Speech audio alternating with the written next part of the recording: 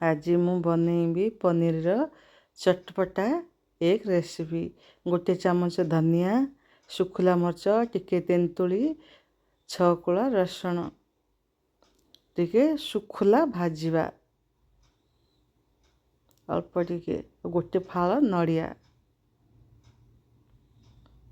सबू पकईकरी शुखुलारे टिके भाजी नेबा।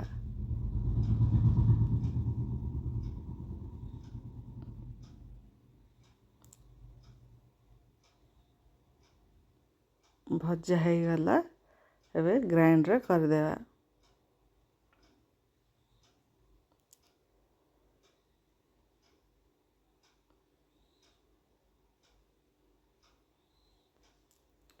टिके पानी देबा।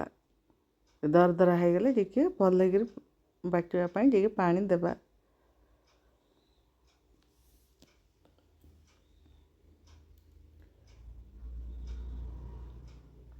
भल लगी पेशिबा।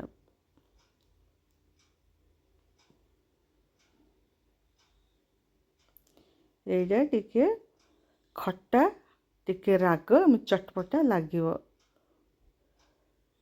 पूरा मसला रेडी हो गला।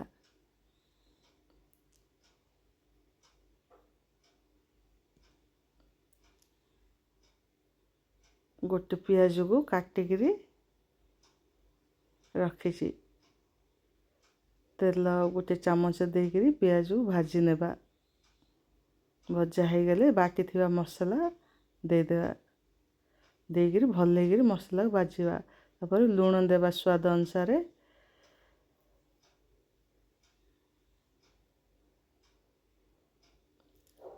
हल्दी गुंड टिके देबा। भल लगी भाजी नेबा। या शीघ्र हो जीवो। भल लगी मसला जा कषि हो गले से अल्प पानी देबा।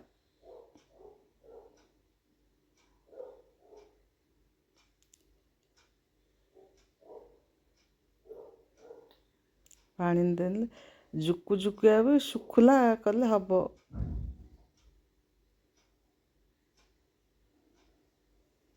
अल्प पानी फुटिले से पनीर काटिकी रखी 250 ग्राम तारे ढाल देवा।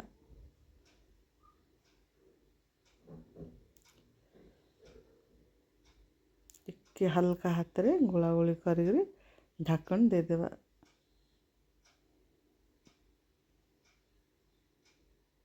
पनीर तरकारी रेडी।